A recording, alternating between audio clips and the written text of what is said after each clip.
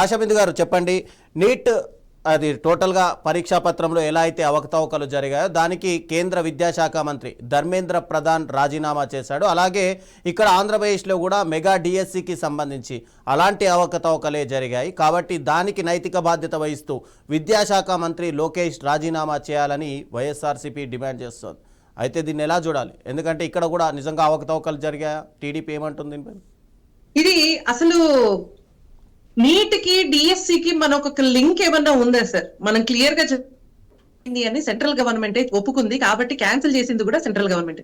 ఎవరు వెళ్ళి ఇదిగోండి ప్రూఫ్స్ ఉన్నాయి మా దగ్గర, ఇది లీక్ అయింది అని ఎవరు వెళ్ళలేదు, కోర్టులో కేసు వేయలేదు, అలా జరగలేదు. సెంట్రల్ గవర్నమెంట్ ఏదైతే ఉందో, ఎన్టీఏ ఏదైతే ఉందో అదే తీసుకొని అదే చేసింది.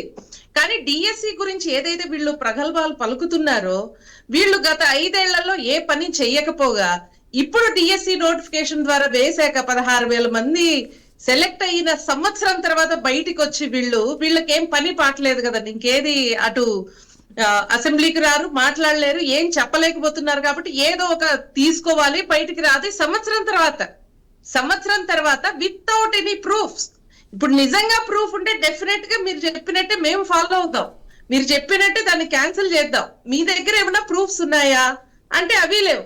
మీరు ఏకంగా ఒక MLC YCP MLC teachers MLC ఎవరైతే ఉన్నారో పర్వతనేది చంద్రశేఖర్ రెడ్డి గారు కూడా కోర్టులో కేసేశారు.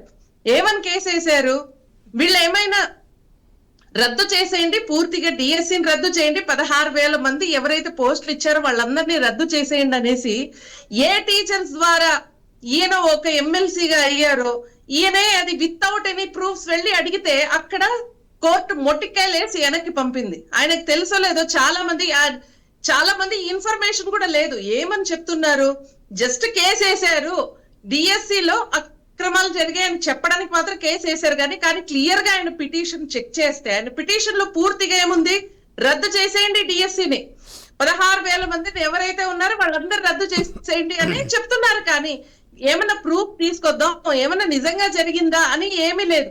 వీళ్ళకి రాజకీయాలు చూసుకోవాలనుకుంటే చంద్రబాబు నాయుడు గారితో చూసుకోండి, వాళ్ళ ఫ్యామిలీతో కానీ, లోకేష్ గారితో కానీ, పవన్ కళ్యాణ్ గారితో చూసుకోమనండి. ప్రజలతో ఏం పని? అక్కడ 16,000 మంది ఎలక్ట్ అయింది కష్టపడి కొన్ని ఏళ్లుగా ఎదురు చూస్తున్నారు. గత 5 ఏళ్లుగా ఏ ఒక్క నోటిఫికేషన్ వేయలేదు, అది అందరికీ తెలిసిందే. జాబ్ క్యాలెండర్ అని చెప్పి ఒక్క నోటిఫికేషన్, ఒక్క డిఎస్సి నోటిఫికేషన్ అనే వేసారండి వీళ్ళు? చెప్పమనండి. మళ్ళీ ఏ మొహం పెట్టుకొని ఇక్కడ వచ్చి వీళ్ళు అక్రమాలు జరిగాయి, లీక్ అయింది అనేసి డిఎస్సి అభ్యర్థుల రూపాన వీళ్ళే వైసీపీ కార్యకర్తలే వచ్చి ధర్నాలు చేస్తే ఎవరు నమ్ముతారండి? ఏ డిఎస్సి అభ్యర్థి ఉన్నాడండి వాళ్ళు వెనకాల? రమ్మని చెప్పనండి. దానికి మీరు అంతకు ముందు జగన్మోహన్ రెడ్డి గారు ఎవరైతే కొంతమంది డిఎస్సి అభ్యర్థులు అయితే కొంతమంది మీటింగ్ పెట్టుకొని మాకు రాలేదంటే నెక్స్ట్ డేనే దానికి సంబంధించిన ఆఫీసర్స్ బయటకు వచ్చి క్లియర్ కట్ గా పూర్తి ఇన్ఫర్మేషన్ తో ఆధారాలతో ఎందుకు వాళ్ళకి రాలేదు, వీళ్ళకి ఎందుకు వచ్చింది అనేది క్లియర్ కట్ గా ఇన్ఫర్మేషన్ ఇస్తున్నా వీళ్ళు అది కాదు, మేము ఒప్పుకోము, మీరు చేయాల్సిందే, మీరు దాన్ని రద్దు చేయాల్సిందే అంటే ఇంకా మూర్ఖులకి ఏం చెప్తామండి? మూర్ఖులు ఎవరి మాట వినరు.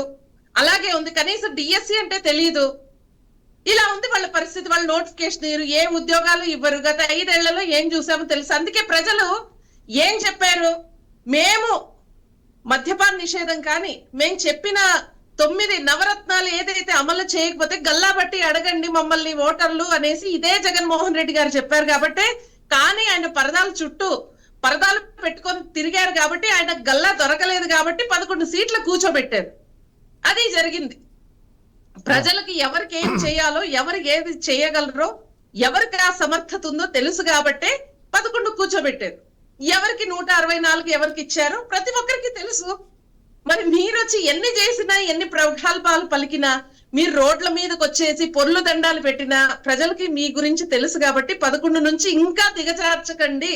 ఇదే డిఎస్సి పట్టుకొని అనవసరమైనవి లీకులు లేకపోయినా, అవినీతి జరగకపోయినా అనవసరంగా 16,000 మంది జీవితాలని, వాళ్ళ కుటుంబాలని రోడ్డుపైకి లాగకండి అనేసి ప్రజలు ఇప్పటికే కోరుకుంటున్నారు.